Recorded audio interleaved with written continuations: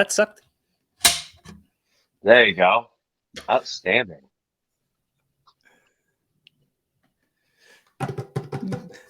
There you go. Outstanding. There you go. Outstanding. There you go.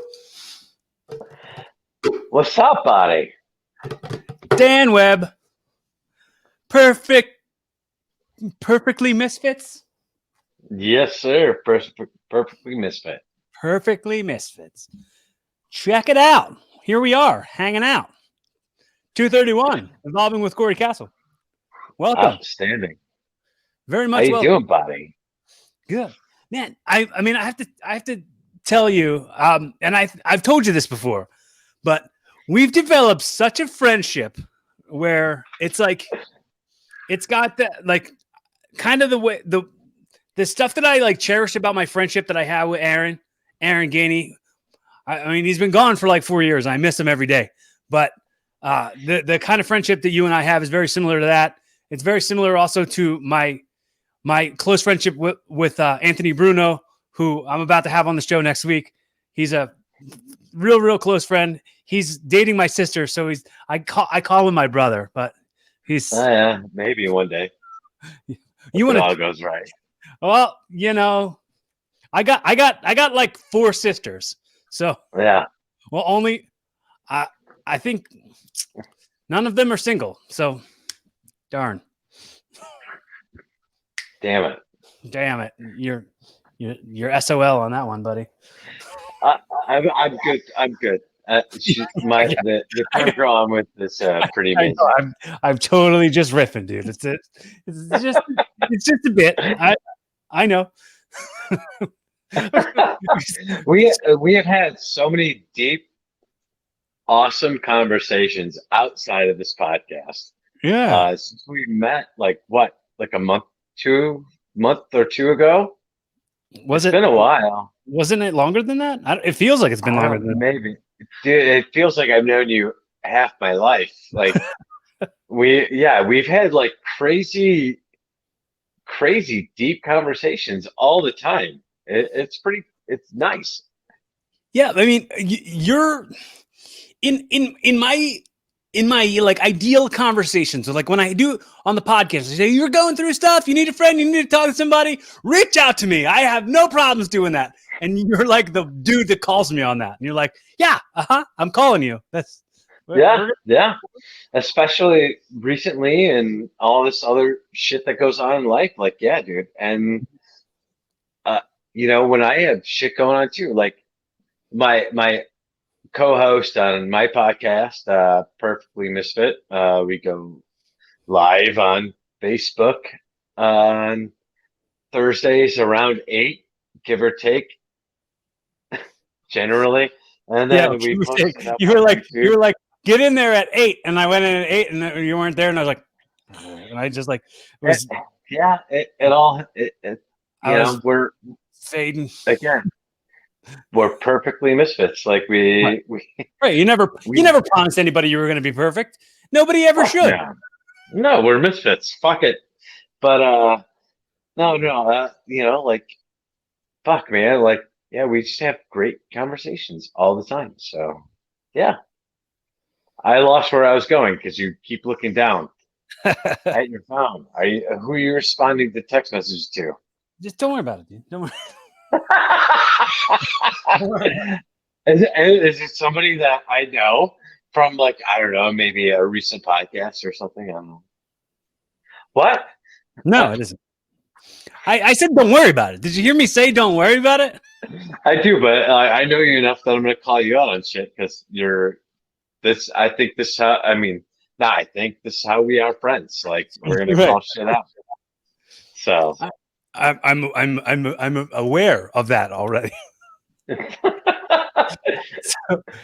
so like when it comes to being a wrestling fan, and it comes to the markness, I guess you'd say, I didn't have any kind of relationship with AEW at all. No kind of relationship as far as like a fandom goes. And the more I'm looking at it, like, especially like, and the funny thing is like, I will have my very valid criticisms that are definitely. I don't think they're like, oh yeah, they suck. I'm not saying they suck at all, but my valid criticisms are what they are, and just the fandom, the fan base of AEW goes like, hey, screw you, they're perfect, and you don't know. I get it. Because But I'm a massive AEW fan. Off podcast, we've talked about I'm the one who talks to you about AEW. I'm sure more than anyone else because I am a massive AEW mark.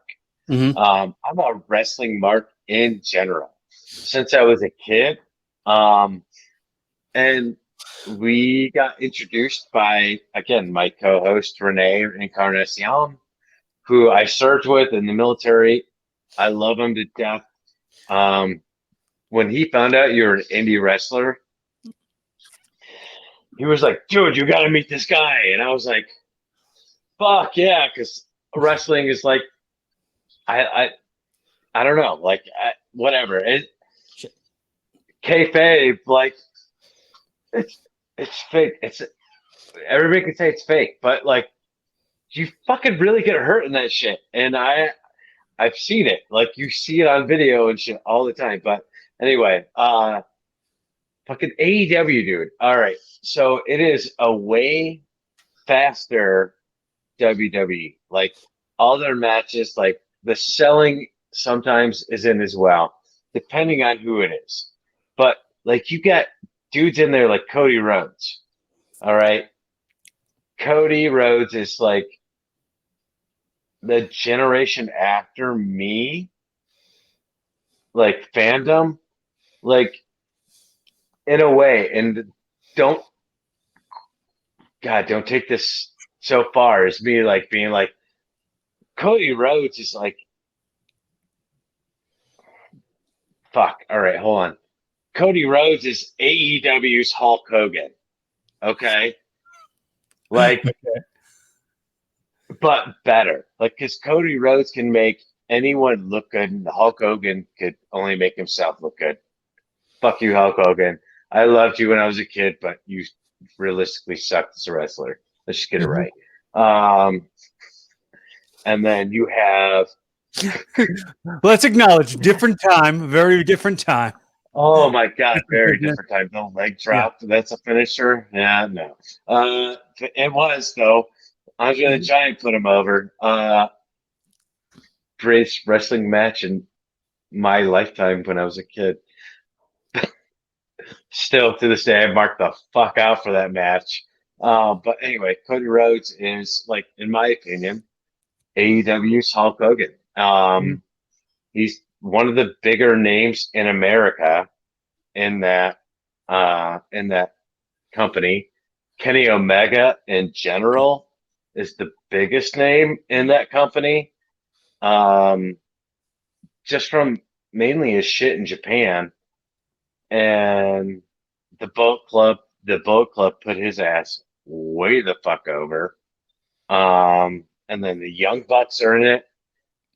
I knew about the Young Bucks back in their time in TNA, which when we discussed it earlier, didn't you say you didn't even know they were in TNA? I knew they were there, but I didn't watch it, is what I said. Okay.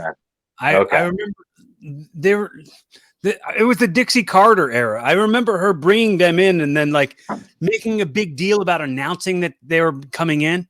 And then like I saw her announce it and I saw them come out, but then I didn't follow the channel. Like I didn't follow what was going on. I think it was Spike TV at the time or something, right? It was, yep. And I only watched TNA literally for the Young Bucks. I don't know why I championed them at that time because I had no idea who the fuck they were. But they were so entertaining. And again, they're not the selling champions and, whatever. They're Matt Jackson and Nick Jackson. Matt has done a lot, really, or he's done a lot since then, and really has worked on his selling ability. Like the dude sold a back injury for like a year and a half, like, and everything. Like between they have I don't want to put their shit over because they don't sponsor anything, but You're doing it already though. So no, God, I'm just sorry. be all the way I'm pregnant on this one.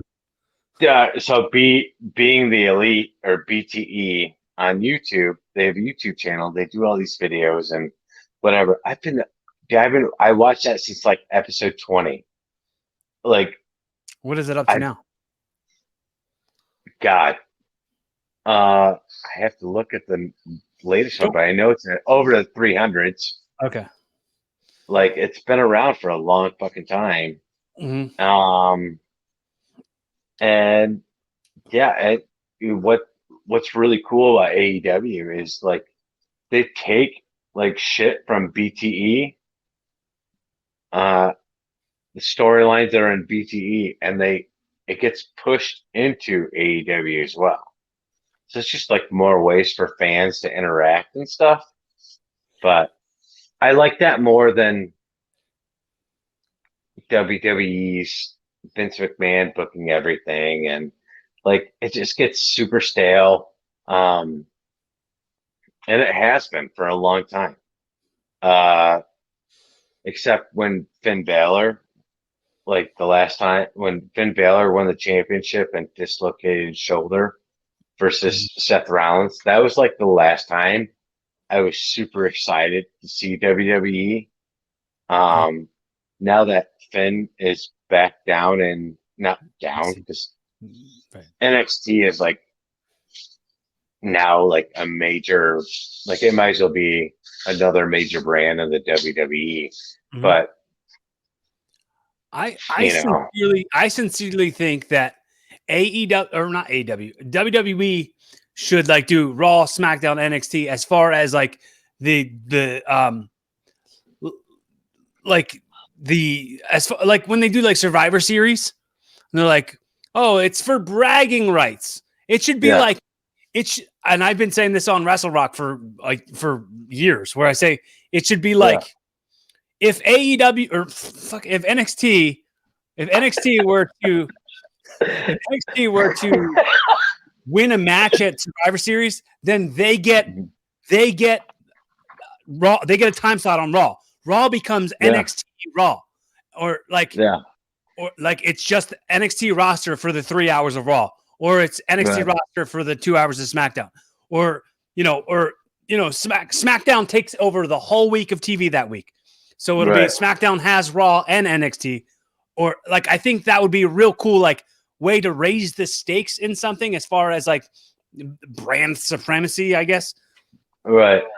And that's but you just said it right there. In the Survivor Series, it's brand supremacy.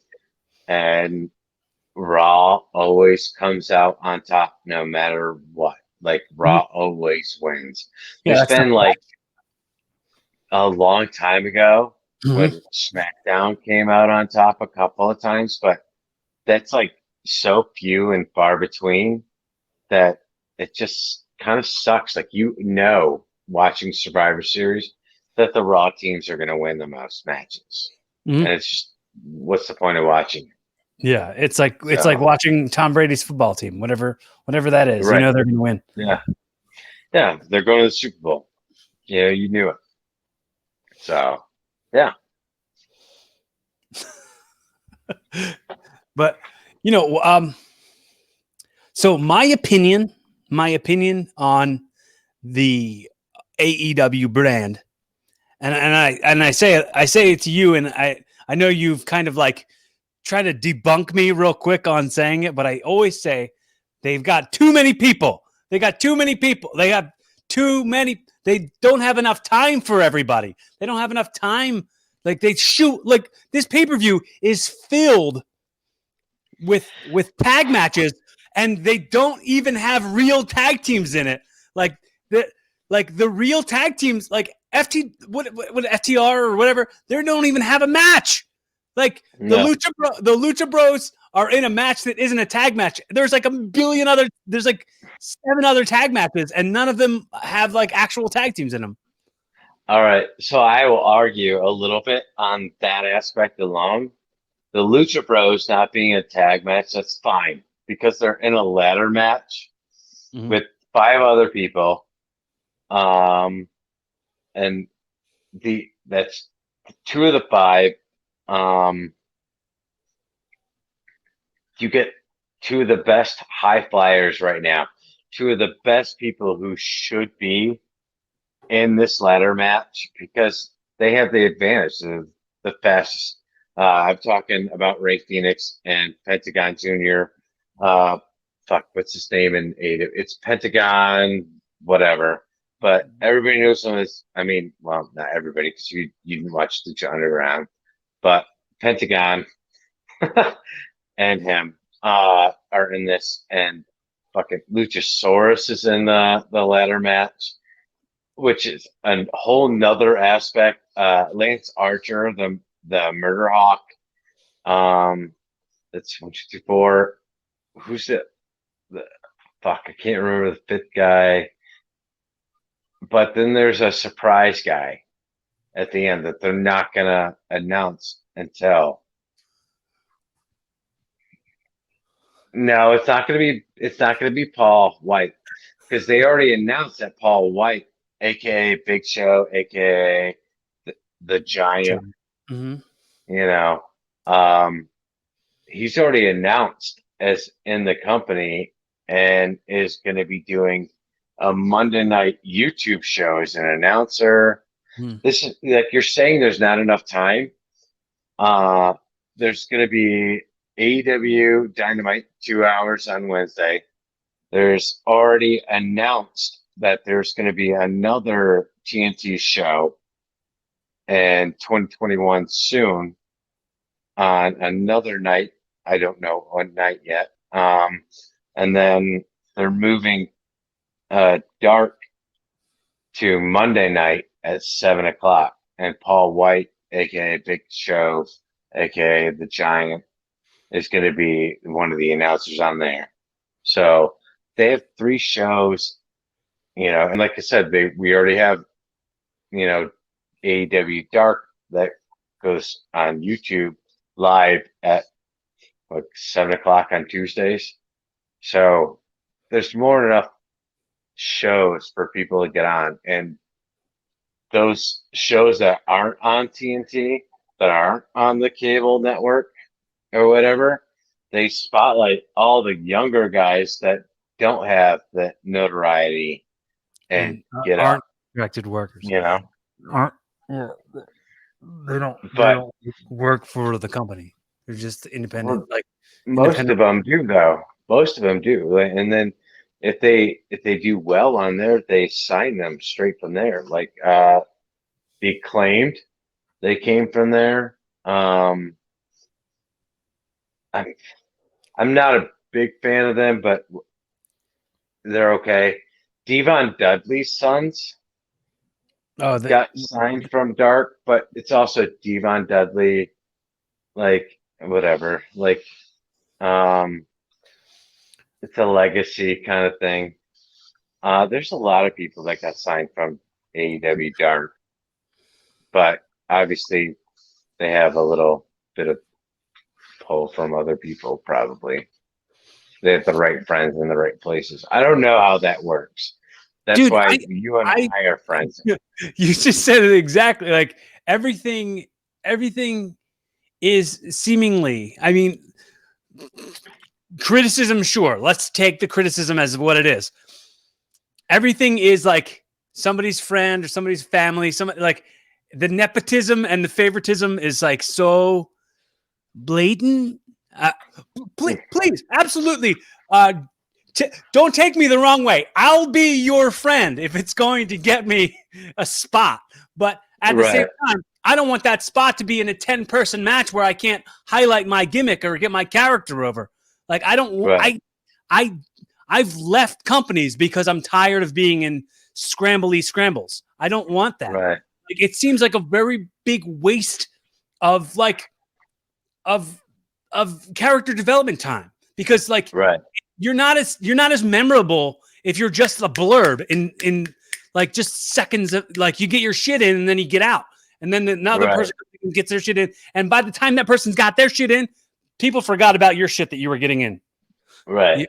It's So like I'm not trying to interrupt, but it's like do you remember when John Cena was the USA Championship or what American whatever, US champ, and he yeah, did the open challenge right. and always did like they pulled up a bunch of people from NXT and let them get their spot monkey shit in and whatever, and he'd always end up winning.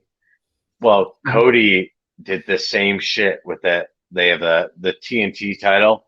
He Right, and just that's how like Kingston got hired. right. That's how Kingston. I mean, honestly, there's a lot of fucking people that got hired because of it. But when Cody still had it, and our boy Grey Wolf, I was like, oh shit, let's get Grey Wolf in that. Like, try to do it. We threw him on Twitter and like it got a bunch of fucking retweets and it got a bunch of attention, but I don't know the right people to get him to see who it is. And Grey Wolf doesn't, no offense to him, he's a big name in his own way, but like we didn't have the right connects to get him there. So like I want to keep doing it because Grey Wolf's the shit. I love Grey Wolf. Me too, man. But yeah, we need it like they all the other people, like you just said, like they had the right connections to get where they are. And we just don't have those connections. And we got to try to make those somehow. I mean, I'm constantly saying there's more than one way up the mountain. You know what I mean? The mountain doesn't necessarily have to just be AEW and Right. getting a spot in a 10-person tag match. It doesn't have to seven teams. Like, why such an odd number to put in? Right. Like, all of it is like, all right, well, I kind of have a feeling, and this is what I've been like low key feeling, that I want to make my name mean more elsewhere, and then be like, well, all right, now here, let's have Corey Castle, who's this name somewhere else, come here and he's doing matches. Oh, I'm comparing myself to Shaq right now. Right. Shaq, international superstar, doing a spot on, to help AEW get more over. Yeah. But, in our personal conversations that we've had, we've brought up the fact that right now, I mean, pandemic era sucks. All right. But like before the pandemic, it was like the best time to be a wrestling fan and in a way a wrestling performer because there's never been more ways to get noticed than that era. And like we have so many promotions and then YouTube and now it's TikTok and Twitter and all this other shit that you can promote yourself on and get noticed. And like fuck man, like you just need that one fucking viral video to go out and everybody knows who the fuck you are. And like me as your friend and me as your fan, like fuck dude, like I'm your fan and I've told you this 1,000 fucking times. Like I mark out for you so hard because like you're doing, when we're the same age. We're both 37. Mm-hmm. We grew up in the Hulk Hogan, Ultimate Warrior, Iron Sheik, Andre the Giant era, like bigger than life people. I think that like I kind of watched it very like peripherally. I didn't really bite the bait at that age. Like I don't think I got really hard into it until like Austin and oh man, until like Bret Hart and Austin from WrestleMania 13 got me, and then like the first Hell in a Cell got me. Like right after the So, first Hell in a Cell happened, that was when I was like all the way. This is what I'm gonna watch now all the time. all right. So I bit in my very first time. I remember watching it and like just saying, I'm totally all in. It was Hulk Hogan Iron Sheik. Um, and Iron Sheik's boots had the curl in it. And then for some reason, when we were kids, like that was so dangerous. Like He thought it was a Hulk weapon. Hogan, Hulk Hogan always split open in his forehead blade. Uh, anytime he got hit in the face with the boot, like whatever, like I bit in so hard on that. And then that was also in the era of when the Rockers broke up and Shawn Michaels threw Marty Jannetty Mm-hmm. through Bruce the Barber Beefcake's barbershop window. Like, holy shit, dude. Like, I was a kid, that was a monumental thing. Like, how could you turn on your best friend like that? That was your best friend, and you fucking threw him through a window. That's not cool. What are you looking at? Oh, Chris was walking. Chris was walking through Hi, the Chris. I'll acknowledge him on a podcast that he doesn't even want to be part of. But hi, Chris. he was very much on a mission. So I was Outstanding. He was like he like grabbed his keys and ran out the front door. But yeah, like that's the shit that really grabbed me when I was a kid on Saturdays on USA Network. And yeah, and then I was in it. I was in it from then on. And then I discovered WCW a little bit afterwards because it was on TNT. And I grew up kind of poor, like we lost cable and TNT was on like antenna at the time. What? TNT was on antenna. Like you can get like the reception on I antenna. didn't know. I thought it was just a cable network. Yeah, no, I grew up in Michigan. I'm in Michigan. But yeah, no, it was on like the very like super basic bullshit. But like that's when I met Ric Flair, the Four Horsemen, Sting in the bleach blonde era with the fucking rat tail. Server Sting. Oh my God, Sting in the rat tail era, like was my ultimate warrior. Like that was like better, even though I didn't know until much later they were a tag team partner. Mm-mm. And anyway, nerd, I'm sorry, dude. I love wrestling. I love it all the way through and through, man. So, like being friends with you as an independent wrestler, and I told you, like I've watched all your shit on YouTube. I marked the fuck out for it. Like That's great, man. Colt Cabana's my favorite, you know, like wrestling podcast at the time. He stopped doing it. He went back to doing it. It's not the same. Colt Cabana was my favorite indie superstar at the time, my indie darling, whatever you want to say. But no, now you're my new indie darling. And I keep watching all your bullshit. So that's and all I then here want. I am. I want 1 million of views.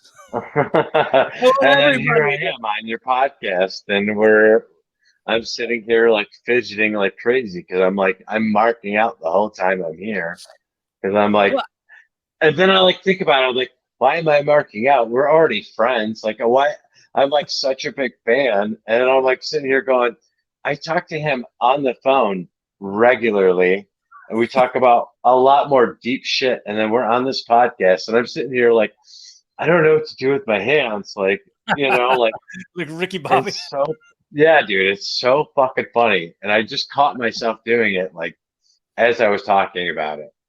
So yeah, You absolutely know like how cool that is for me. Like right, it's not like I think I'm a cool guy or a big deal or anything, but that to me, I always think of like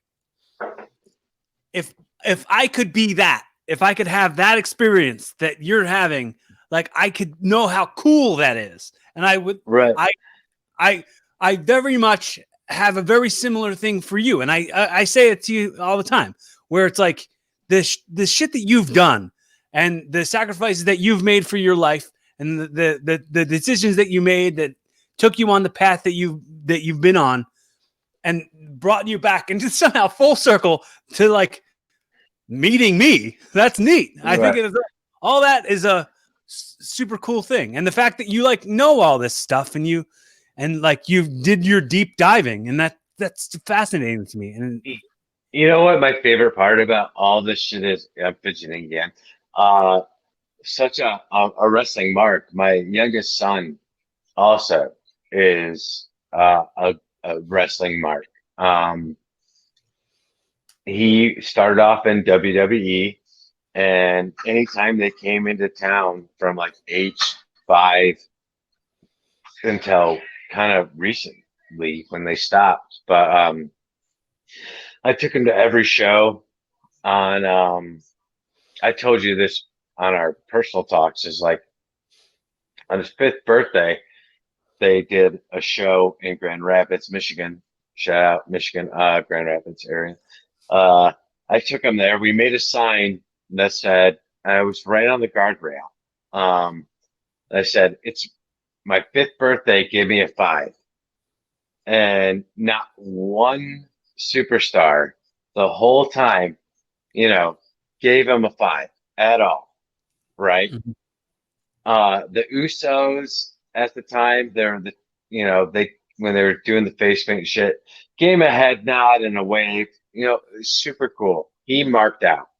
He was so happy. He didn't care.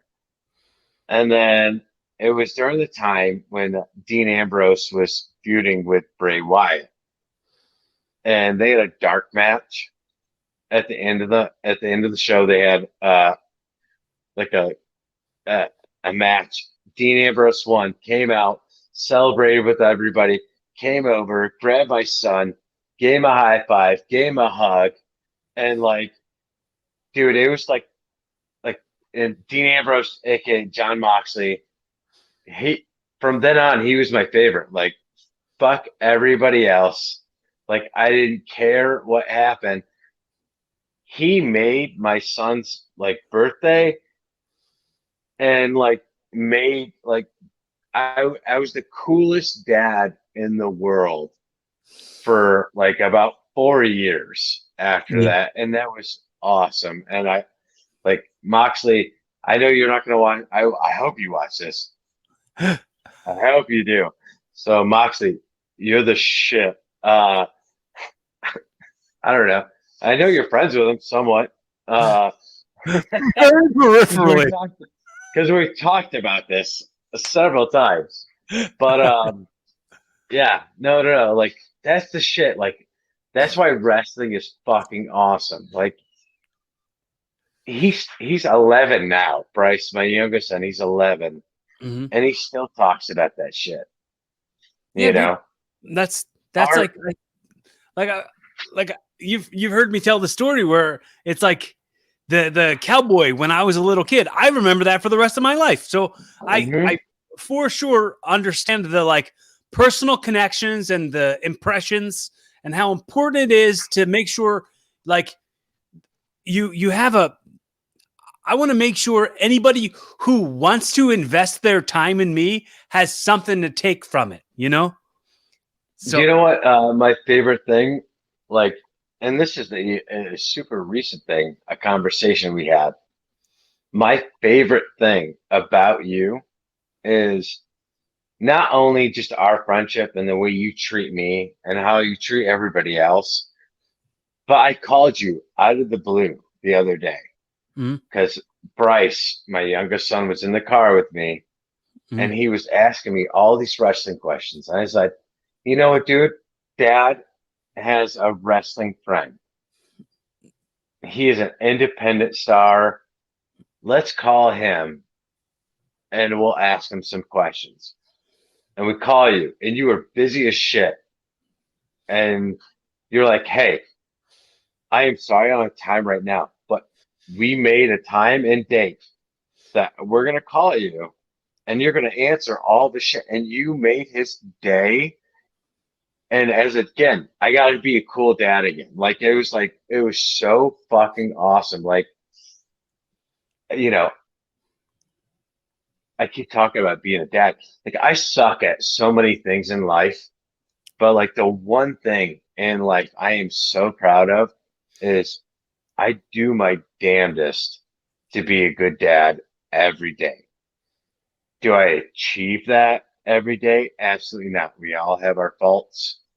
I fuck up all the time, Mhm. but 9 times out of 10, I'm a good fucking dad. And, like that is the thing I'm the most proud of. I served in the military. You know that. Mhm. I deployed. I did my duty, and that's all cool. Fine and dandy. I'm Mhm. proud of that stuff, but I am way more proud of my skills as being a dad than I am of all the other shit. Like, and not only just that, like being a dad and then like going through a divorce with their mom and Mhm. like maintaining a great friendship with their mom and co-parenting and trying to deal with, like the trauma of the kids of a divorce. And, Well, I mean, you know, yeah, you've kind of went more into that with me, like very very personal stuff, and I thank you for inviting me into that and for sharing that information with me. I I I I cherish the fact that you feel comfortable enough in your relationship with me that you can tell me that kind of stuff, and like not just of course telling me right now, but I'm saying right, the fact that you like think it's very cool. It's very very cool to have a personal relationship with somebody who can like break down what their path, like what their journey's been, and there's like nothing in it. You know what I mean? Like there's no ulterior motive at all. It's just very much yeah, like we're just connecting, making friendships. right. Yeah, dude, we're long distance friends, but like at some point we're gonna actually connect and hang out and drink a beer or whatever together. Like Maybe. Well, you gotta come to Philadelphia. I don't know or what's or what. I'll open the club that we keep talking about, Oh, you're gonna and do a comedy club? yeah, well open a bar. That's like Well, the I ultimate want dream, I and want to have a come comedy with night. you. We did So talk about that. we've talked about it a bunch, Yeah. but yeah, the place, yeah, no, the place that I've been talking to you about, I just found out today. This is a bummer. That what I wanted to do with it, the restaurant owner actually owns the building I wanted to buy Mhm. and wouldn't sell to me because of my idea for the place. So Well, there's yeah. more to it. We'll talk offline. But yeah, Uh, yeah. there's this bar in South Philly that my friend Jim, he's a Marine. He, Hmm. I think he serves in Afghanistan or something like he did some tour. Afghanistan, Iraq, whatever. Yeah, Yeah, yeah, and he we he took me to this like bar where Marines hang out, yeah. and it's a Marine bar. It's like all the seal on the bar outside, and Hmm. and I was like, oh yeah, that place is a Marine bar, and I was like, that does sound like I'm talking about a bar where there's like fish and Right. there's lots of they've got they've got lots of water life, Oh yeah. underwater underwater marine life in there. Just But feel like an aquarium. yeah, there's like well, there's seals in there too. There's marines and seals. There you go. And, the SEALs are Navy though. Yeah, I know. I Yeah, wasn't no, talking about like Navy SEAls. I was just talking about like the seals. mammal. The mammal. Yeah, yeah. I have a land seal, a pit bull. Is that what? Yeah, That's dude. yeah, You that's a you big haven't told me dog. too much about your dogs. Yeah, yeah. How I many have three dogs do you have? dogs. You have three dogs. Three. Yep. Man, they don't. I never hear them barking or anything. They're good to a degree. Are you hearing the feedback? I'm getting an echo. Oh, I don't hear it. All right, cool. Just making sure. You know what's really funny? It's like the last three episodes of your podcast. The guest has always asked if there's a feedback on your end, and you're like, no, I don't hear it. That's like literally the last three, and it's the funniest shit that it just happened to me now. So I'm like, as I'm saying it, I'm like remembering all that. And I'm like, you just sound like kind of like a douche. Like this is a running thing, you know? But no, I was really before we started recording, I was like letting the wheels spin of a rib I was gonna play on you and be like, uh, I can't hear you. And I can yeah, read your lips though. That's the problem. but I, bro, who everybody else who don't know, I'm pretty much deaf. And my left ear, I have like 35% hearing, and then in my right ear, I have about 10 if I on a good day. And then the rest of that, I have tinnitus really bad, and it's like a constant ringing in your ear. So like it makes hearing suck, and then it makes the pandemic suck with the mask because I didn't really realize how badly I rely. watch people's mouths and I could Mm, read lips to right. communicate and tell this, and I'm like, ah, shit. I look over, I'm like, what the fuck did they say? Like, can't do it. Have It you sucks. considered learning sign? Like I want to, but do you want to know some cool sign language I learned yeah, earlier? yeah. All right. You know, I don't know if Uh, you can see all that, but it's this, and okay, then that. It right. means fuck off. Oh, how about that? Yeah. my I, my sister Jess.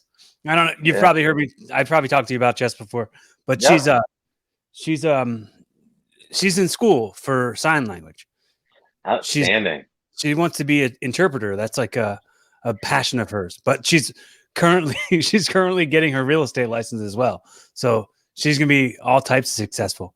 I'm so So, proud of the person that she is, and I when you talk about being a dad and stuff, to me, mm, I feel like being a big brother is more to me like the proudness, like that I I, I don't have to be a and dad because I I feel like I'm so proud of who my sister is. I'm so proud yeah, of who Jess has become and the type of adult that she's about to be. By the time this episode comes out, she's gonna be 26. Like that's yeah. crazy. That's crazy. Uh, It's an accomplishment, man. Like their accomplishments are yours too. mm, Like you played a part in their life, so it like I don't know, man. Like when my kid, I get a report card, you know, they get an A in a class. They're not all A's, by the way. I'm just saying when they get an A, it's mm, like fuck yeah, dude. You worked so hard for that shit. I help you get you there. But like you did the work and you're doing the shit and like the sense of accomplishment. It's like, all right, now your sister's going through the sign language school. When she finishes that, it's like, fuck yeah, dude. Like we help, like in a way, I help get you there maybe. Like, like you like almost like kind of lift through them a little bit with that accomplishment. Like you're mhm. like, but not in like the ego way. Like it's like Like you're Yeah. so fucking proud of them. It's that I hope that in some way, one way or the other, in her life, I served as an example. I Right. I served as some sort of like, hey, you want the stuff in your life, you get the stuff that you want, and I hope that I've served as some sort of uh, example for that and a role model, hopefully. Right. So I I I don't know if I've ever talked to you about this before, but I know, or if maybe you've heard me talk about it before, but as far as like, I didn't have a dad, so Right. my Nope, I know that. my male role model and stuff, like my dad was only around. My dad was only in my life for like a year, 2, 3 years. I don't maybe not. It was a very short amount of time, but I mean, like, we still talk on the phone here and there sometimes, but uh, I can't imagine. I can't imagine. I worked at a call center. Not my last job. The job before that, where it's like I just dude, I've worked so many fucking jobs. It's ridiculous. and I was actually thinking about it too. Like when you were talking about like the accomplishments and how much you fuck up and stuff.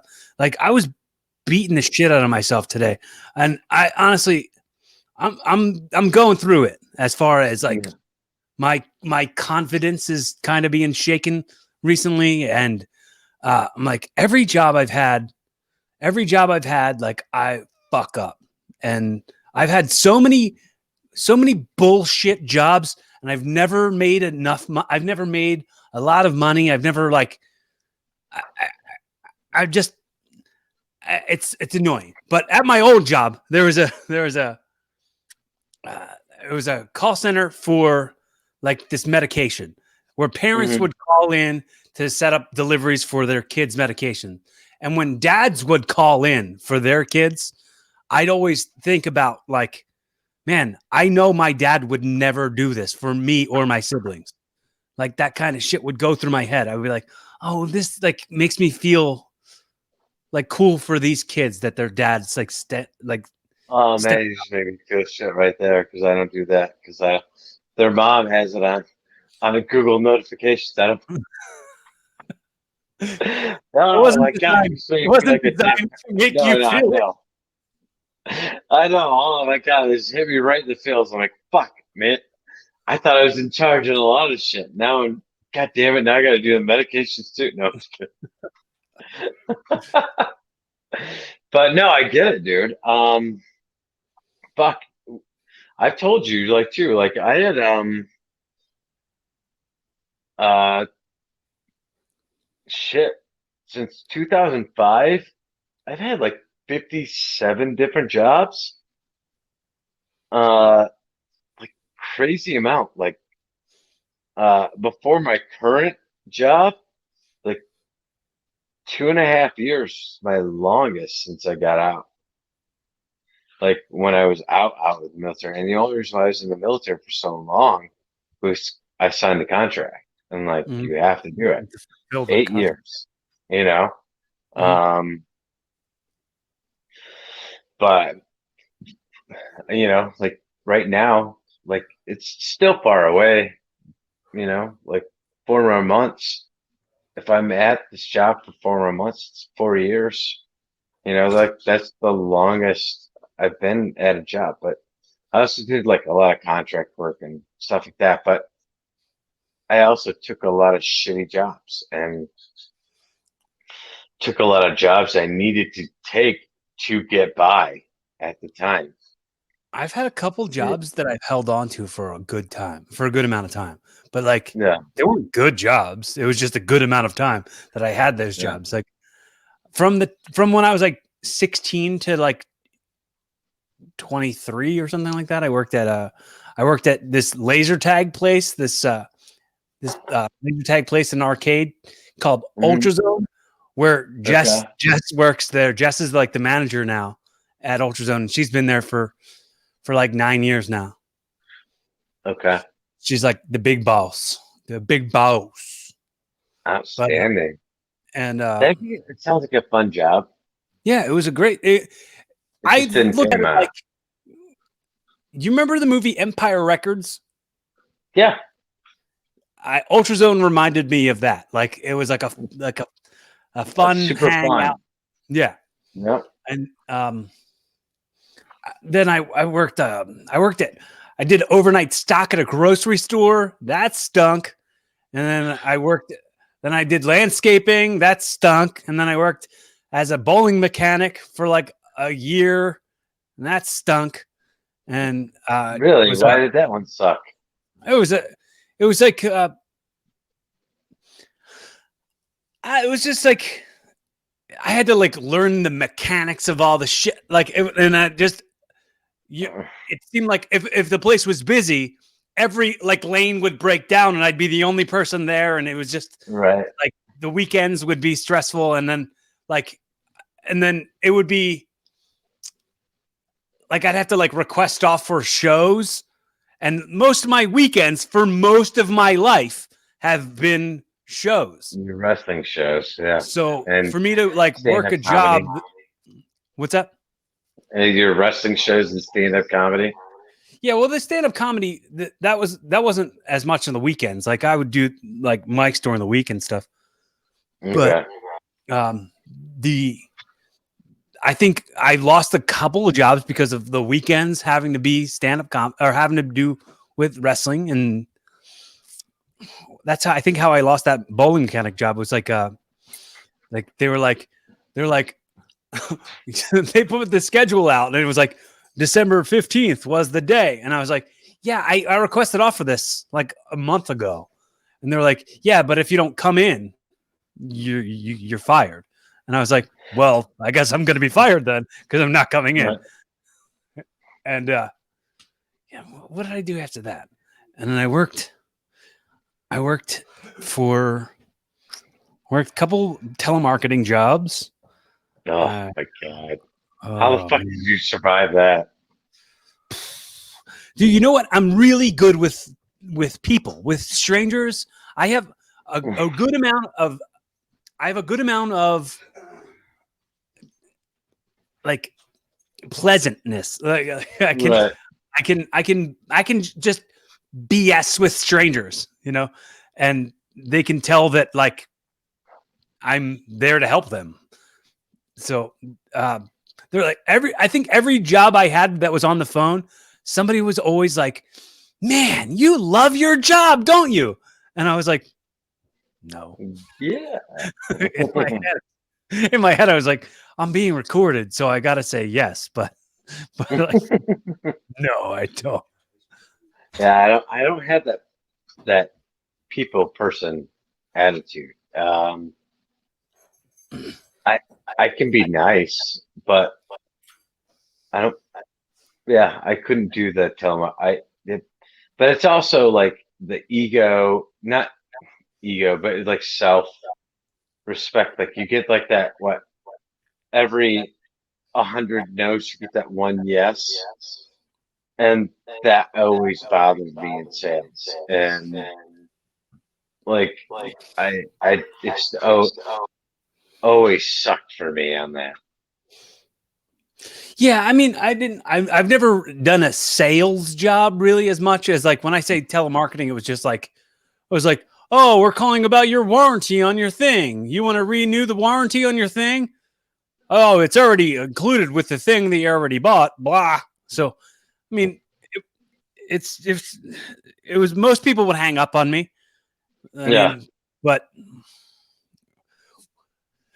it was just You just like, woosah after and every call. then like, then someone would come up to me, some boss, and they'd be like, hey, you're not doing as good of a job as you should be doing. And I'd be like, what do you mean? What do you mean? Every third caller tells me I'm the best person they've ever talked to on the phone. But like I didn't hit the script exactly the way you wanted me to hit the script. So like you're deducting points from me. And then I don't want to work for some jerk. I don't want to have a boss. I just want Right. to do my shit. And like this stuff that I'm sure I'm good at. Right? No, I Like, get it. just remember Wayne's World when he was like, "Oh, I've worked my fair share of Joe jobs," where Yeah. he's like, "I've got an extensive collection of hairnets and name tags," Uh-huh. and he like pointed to the wall where the extensive collection of hairnets and name tags. That's my life. I know. I love it that you could not ask many people younger than us about Wayne's World and have them actually know what the fuck you're talking about. Dude, I could talk Wayne's World all day. Yeah? I don't know if you've ever Wayne's heard me. World 2 is my jam, by the way. Yeah, I like Wayne's World too, but I can't quote it as much as I can quote Wayne's World. Like the original Wayne's World, I had it on VHS and I would watch it like every day. And that's the Wayne's World 2 for me. Mm. That's like we didn't own many VHSs growing up. Like in Wayne's World 2, my dad, his name is Wayne, by the way, got Oh. it as a gag gift from somebody for his birthday. So it's like, all right, we have the VHS. So I used to watch it all the time. It's like, fuck, what am I else going to watch? Although I had, uh, here's a funny story. I had the WrestleMania 3 2 VHS tapes that I watched so many times that I blew the VHS out. Like I blew the tape out. And then, Like watching that back, it does not age very well oh my God, dude. Like it at does all. though. The But King like Kong Bundy the whole midget thing, like match. the midget match, yeah, Oh, oh, that was what I was talking and the about. Hillbilly Jim. Like, dude, come on. Like that's like I'm deathly okay. Like here's a stupid phobia. I know. I'm sorry. I can't help it. I am deathly afraid of little people. All right. Like it's weird. There's no reason for it. I love Brad Williams as a comic, but I can't watch his special a lot. Like I have to listen to it, whatever. He's funny. And it's no offense to him. And like it's just I'm so afraid. I don't know what it is. Like it is terrifying.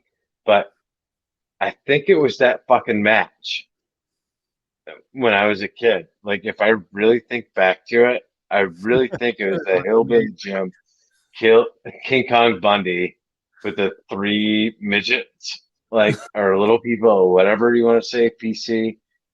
I really think that's what killed it for me. Because I thought in my head, all right, remember, WrestleMania 3 happened in what, 1984? 85? It was in the Silver Dome, I think the first Detroit. WrestleMania was in '85, so Okay. the third one had to 87. be '87. I would have been, I would have been 3, 4 when I saw Mhm. it. 5 went on the VHS. But I thought like those are little kids in Mhm. my head getting crushed by King Kong Bundy. Like, you know what I mean? Like, I don't know. I'm not deep diving that far in my past, but I don't know why the little people that I get nervous and I have panic attacks and shit and I run away. Like some people do it with clowns.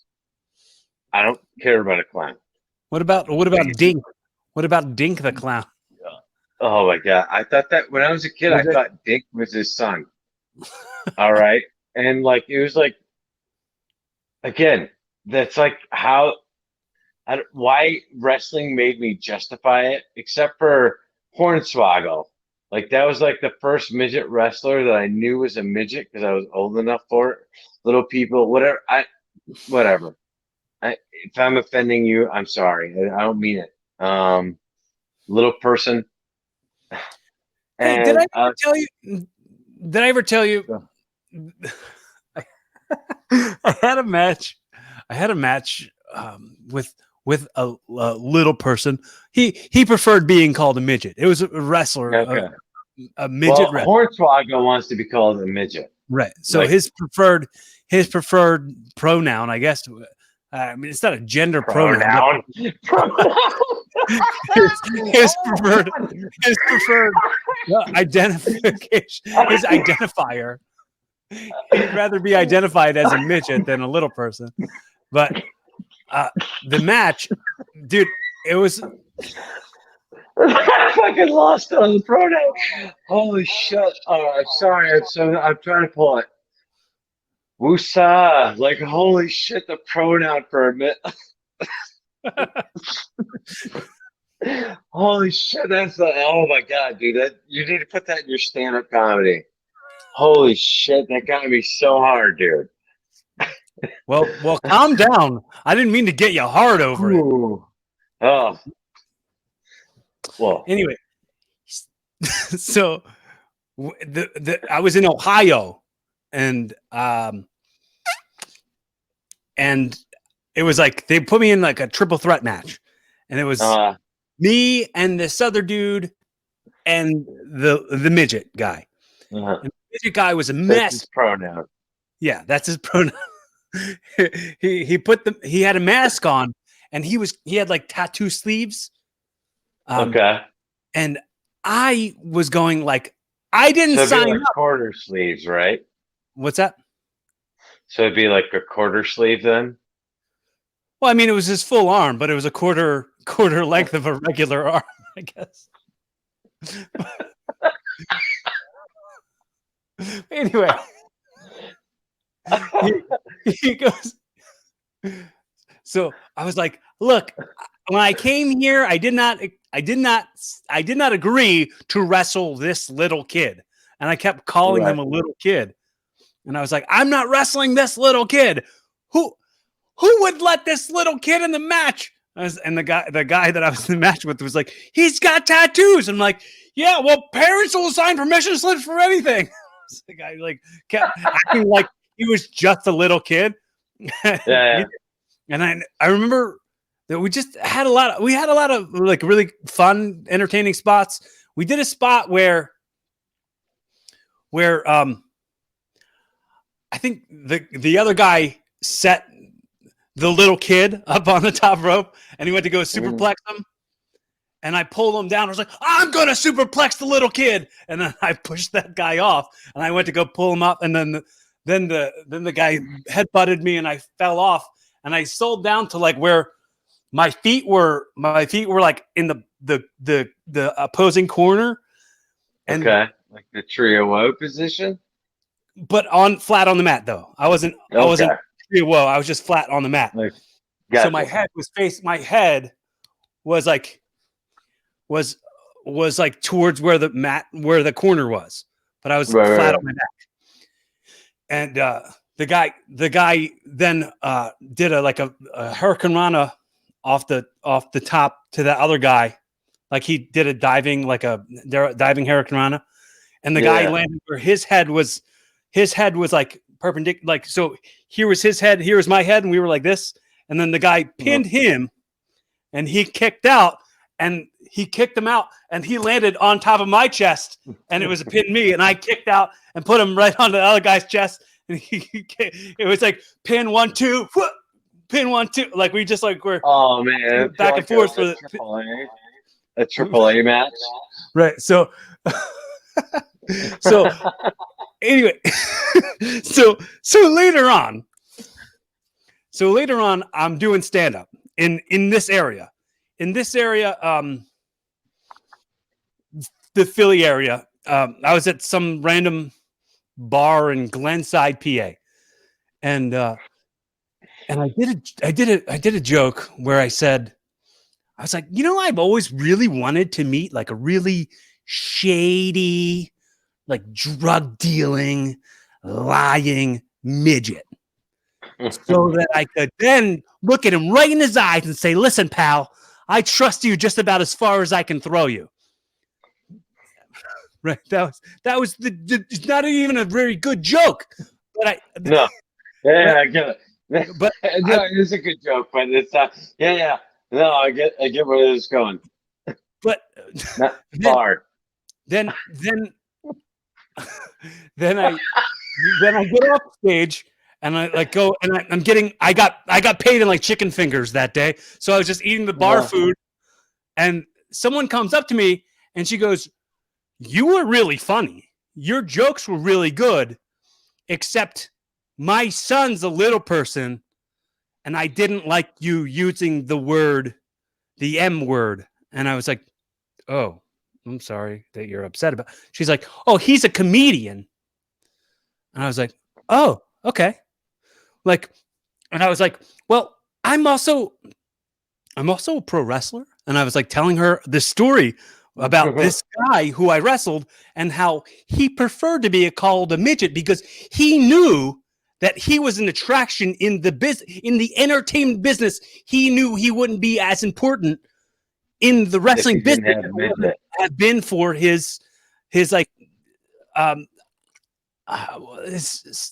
the attraction. Like it's and then she was like, birth defect. Is that, I don't know. Is that harsh?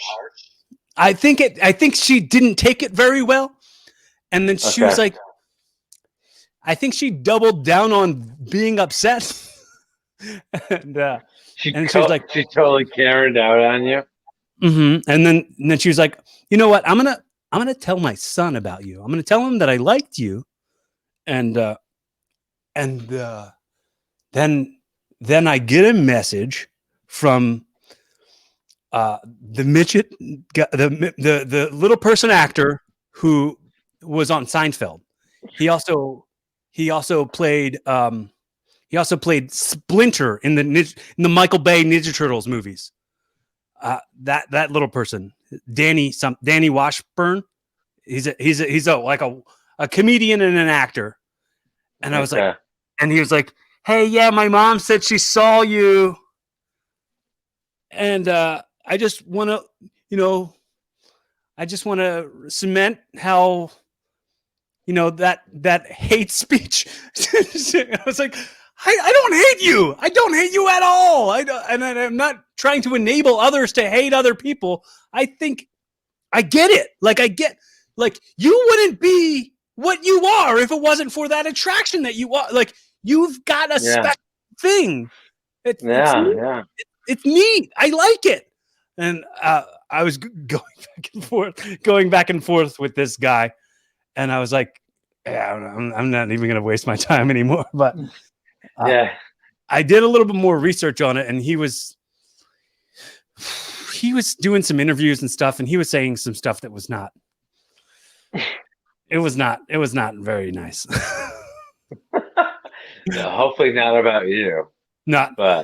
He probably forgot all about me like 2 minutes. He probably jumps onto that soapbox pretty often. Really? What? He must be an angry elf. I didn't mean literal soapbox. I mean, elf. He must be an angry elf. Call me an elf one more time. That's all I could think of anytime. Okay, sorry. That was going through my mind when you were talking about how he got mad at you.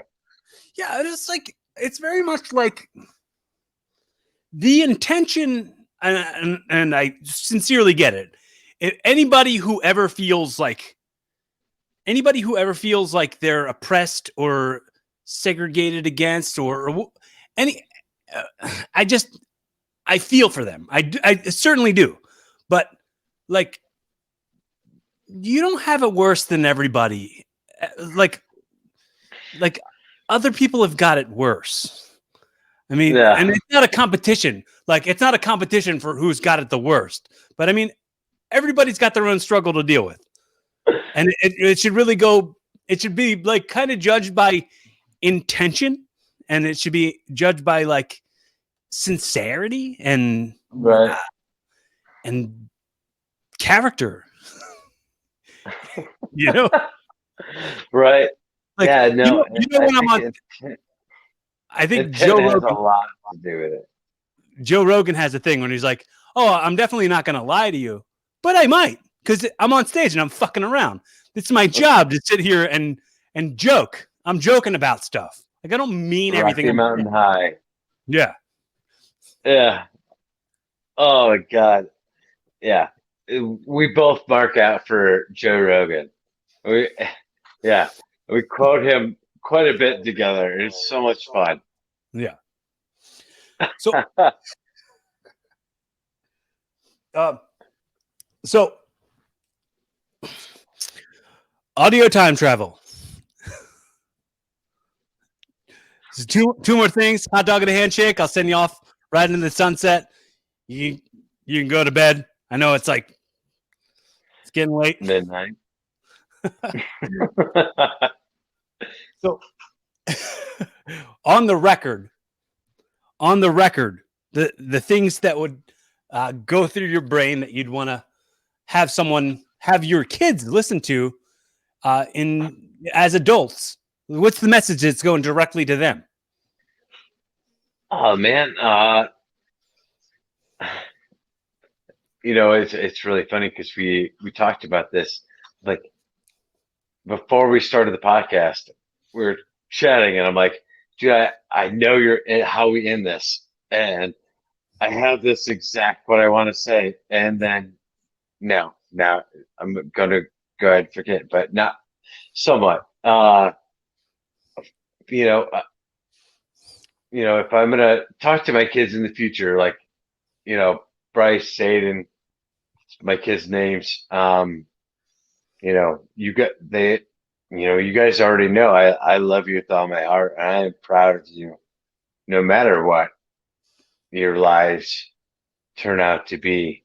And I am so blessed that you know I was there for you as long as I could be, and hopefully, you guys learned from my fuck ups, and hopefully you don't make the same fuck ups I did in life. Um, and I really hope you guys follow your dreams and do what you wanted to do because, and not in a bad way. I gave up a lot of my dreams so that I could have you and make sure you were fed and had a roof over your head and whatever. But it's all fucking worth it because you guys, you're my life. I love you guys so much. I hope one day, because this podcast and this audio is going to outlive me and outlive Corey and outlive all of us, that maybe you guys hear this and then, maybe one day your kids will hear this and know that, their granddad, loved you too and didn't know it yet. So, yeah. You know what's weird, and I think we don't we don't open it enough. We don't open it up enough to sort of soak it in. But the whole like the sins of the father, the sins of the son, the sins of our hands, the sins of our tongues. It's like Yeah. when you say, I hope you learn from my fuck ups. Mm-hmm. And I hope you don't make them. But if you do, please understand, unconditionally, I will still love you exactly the same. Like, please feel free in the future to like have the grace inside of knowing it's okay to fuck up because that's what makes you you. That's what keeps you on the journey to find out who you want to be and who you're gonna be is to make those fuck ups, to have those obstacles and stumble and get back up and brush yourself off. Yeah. So, Dude, you totally explained it.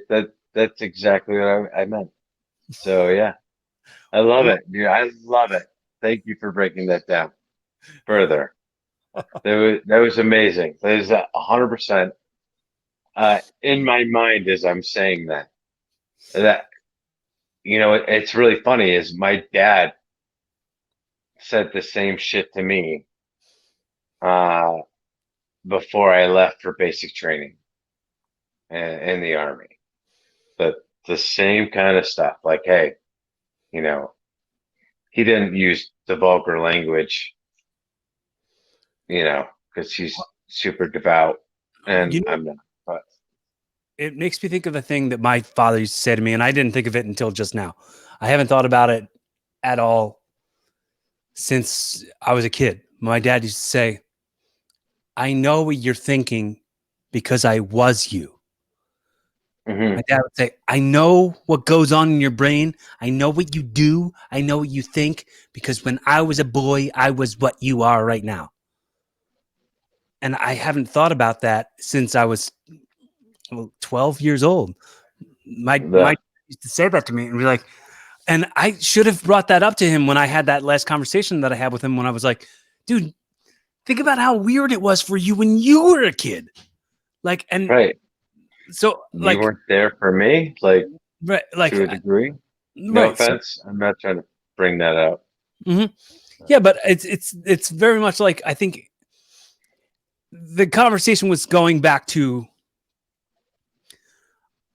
I think I've talked to you about this before, or you've maybe heard me talk about it, where he was talking to me about why his oldest son, my brother Justin, Mhm, hates him. He said, "Why does my oldest son hate me?" And I said, "He doesn't hate you. You don't exist to him. He doesn't care.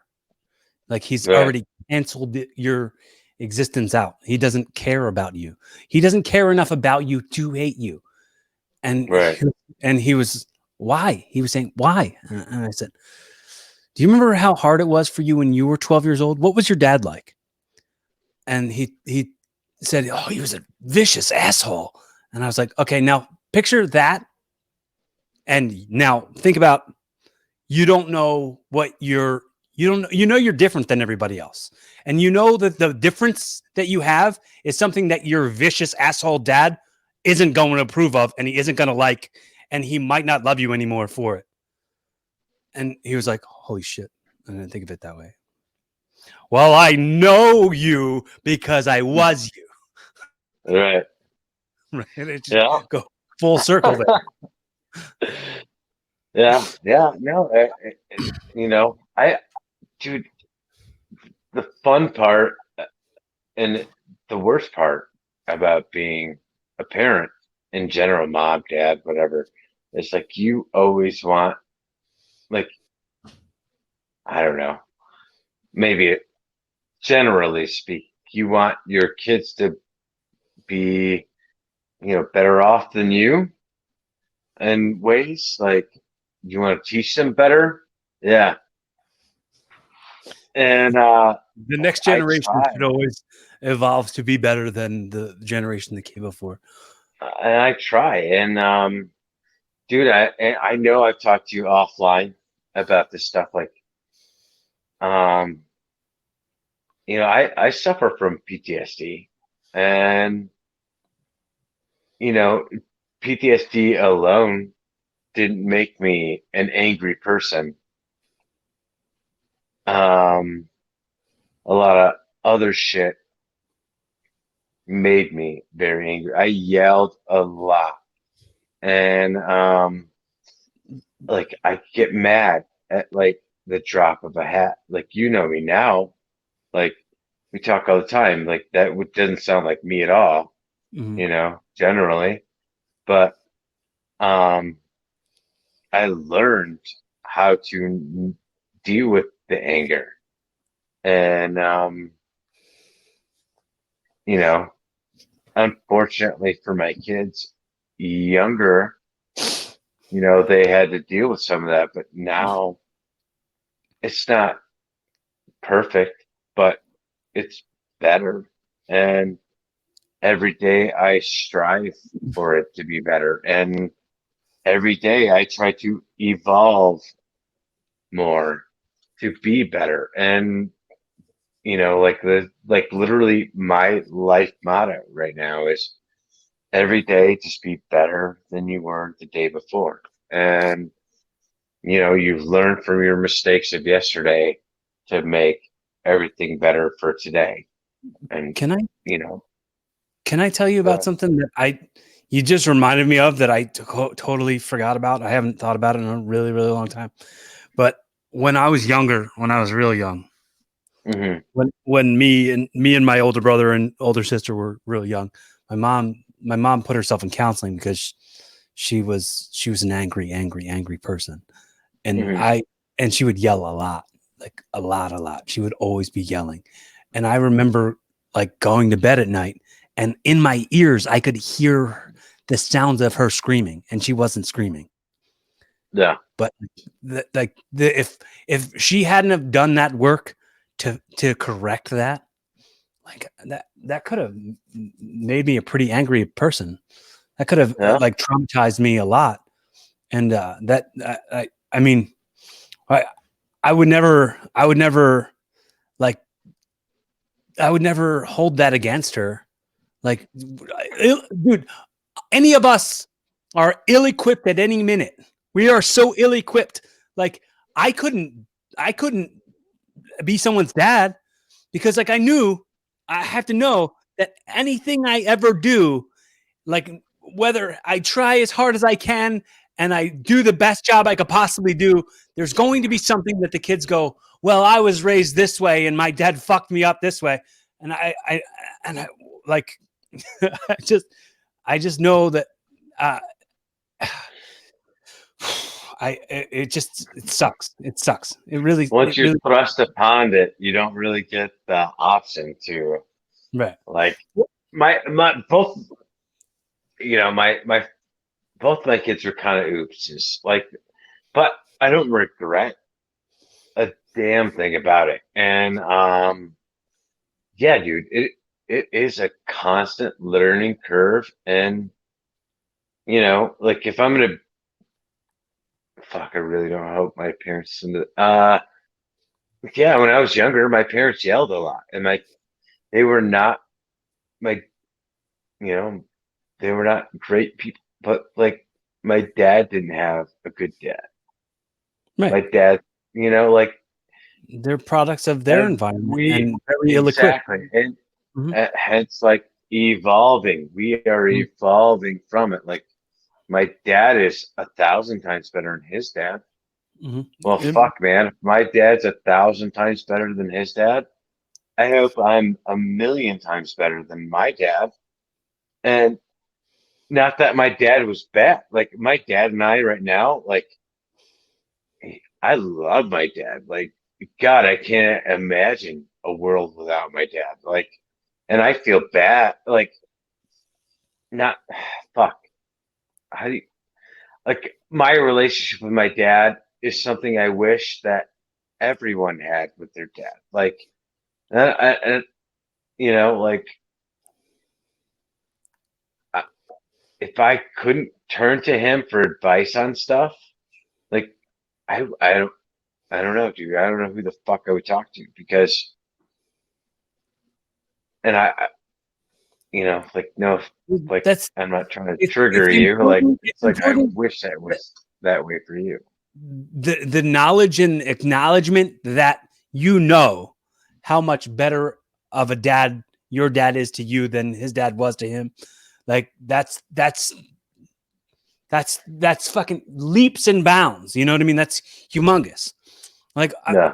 that like he noticed the pattern, like my mom noticed the pattern in like what her family situation was, what her siblings were like, how they were raising their kids or the relationships that they got themselves into, and noticed the relationship that her parents had and how they were alcoholics. My mom told me on the podcast when I had her on, she told me that she used to have to push her bed up against her door Mm, because her dad would get drunk at night and bring the gun out.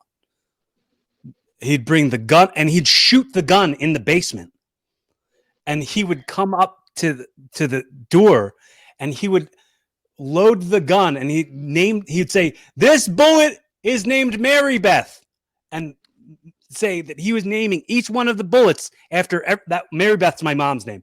And he would say, "This one's Jesus Billy. Christ. This one's Terry," like all her siblings. And he would load the gun and name each of the bullets after the kid. Like, how the fuck does somebody who goes through that and and then has to go and raise people, not fuck them Right. up. And Right. the fact, so I always want to like give all the credit in the world to the willingness to notice those patterns and evolve through them. Right. Jesus Christ. You never told me that before. That's I mean, that's insane. Yeah. Like, wow.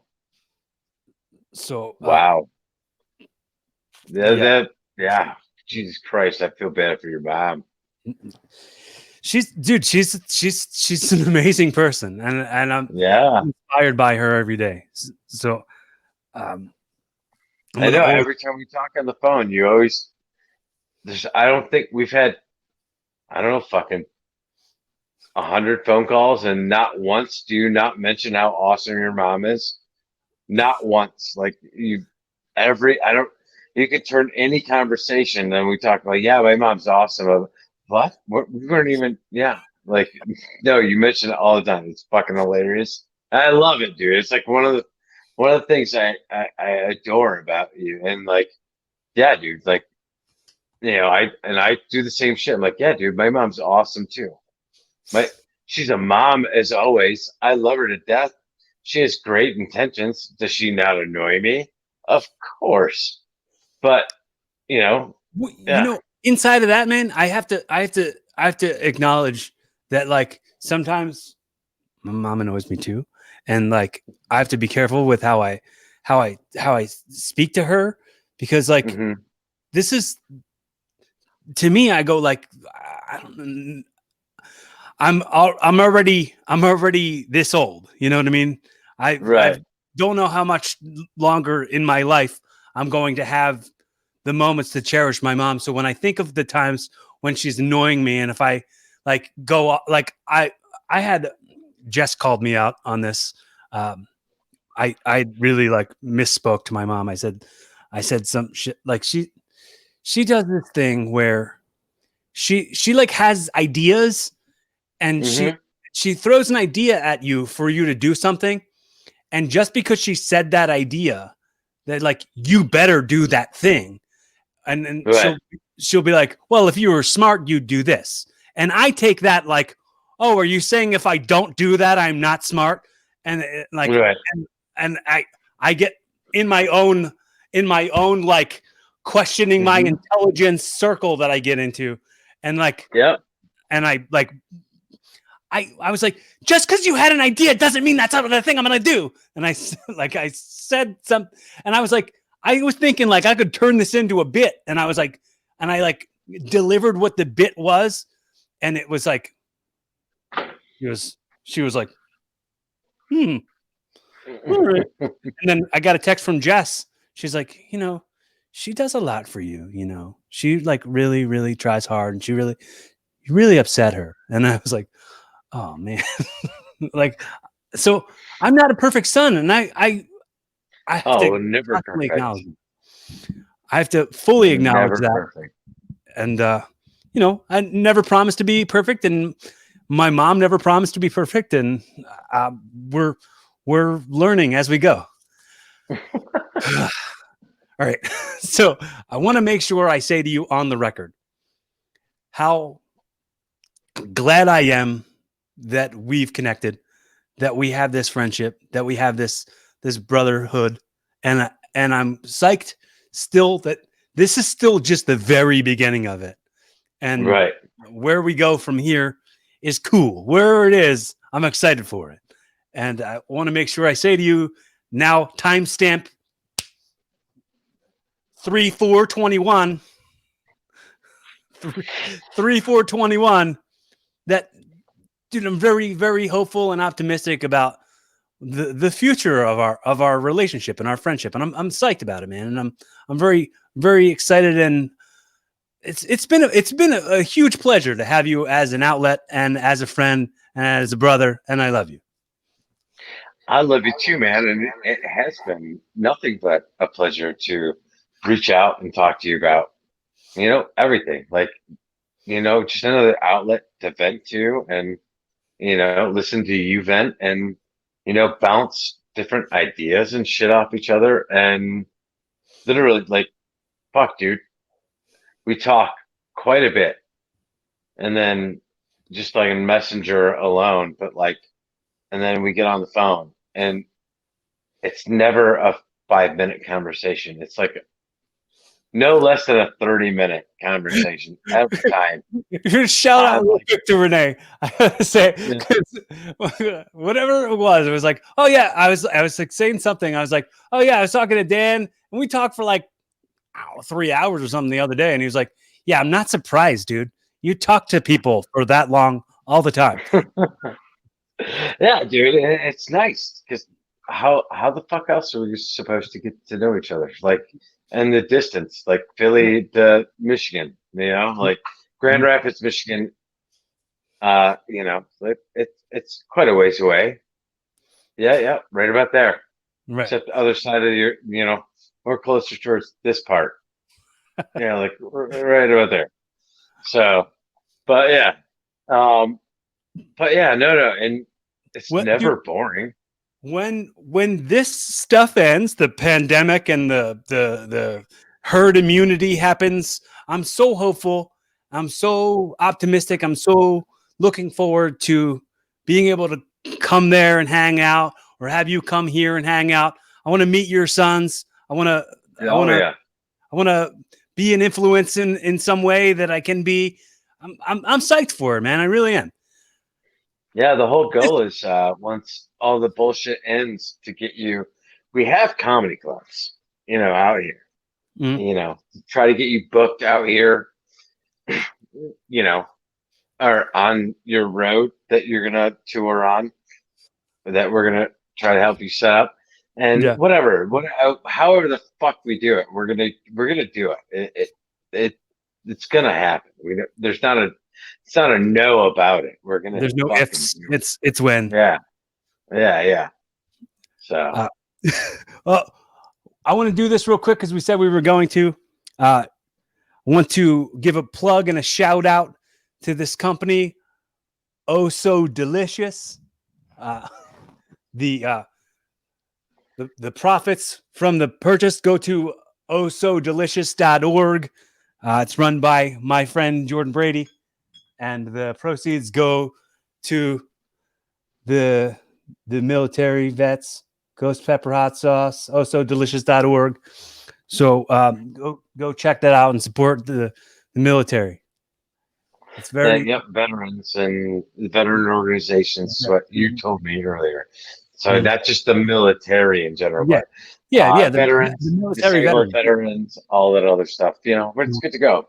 And homeboy, we're gonna connect him with me because I'm a hot sauce aficionado, and I put I put that shit on everything. So we're gonna have to. I'm gonna have to go over there and buy some of that shit because I love hot sauce more than most people. So it's got to that point where I'm going to ask you, hypothetically, I'm gifting you this podcast. Okay, so this episode has been your pilot episode, and in a very Jerry Springer's final thought type of way, we need to wrap it all up in a pretty little bow and give us the takeaways in order to make ourselves a better version of ourselves tomorrow as we are today. And then at the very end of it, do your best Alf impression just to keep it silly and say, "Hey, Willie." All right, so we're gonna wrap this motherfucker up with hey, you know, we talked about a lot of shit here. Pro wrestling is fun as fuck. Watch it. Go with it. It's not fake. It's kayfabe. Get it right, motherfucker. Two, be the best person you can be. There's no reason not to be. Be nice. It's not hard.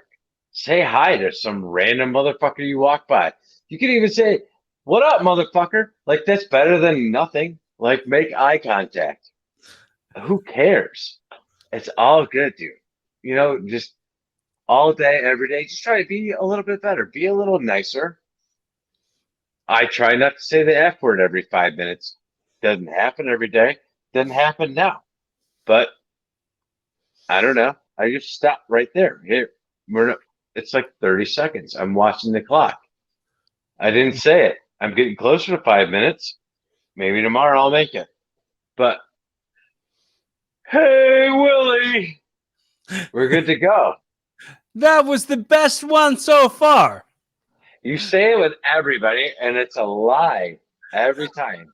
You might as well be Andrew Santino, where it's like, this is my favorite guest, but I say it for everybody. You know, it What? reminded me. It reminded me of. It reminded me of. Uh, The Goonies, right? the Goonies. Yeah. Hey, you guys. Yeah. That's all I can think of the whole time. Like every time anybody does it, everybody tries like really hard to impersonate Elf, and I'm like, no, I'm not. It's no. I'm gonna go with my own version. Well, I think. Well, the first time I did it was with Renee in the Yep, episode with Renee, and I said that I'm going to do it every time, and I'm going to tell everybody every time that it was the best one ever. I know. So Yep. I'm just staying consistent.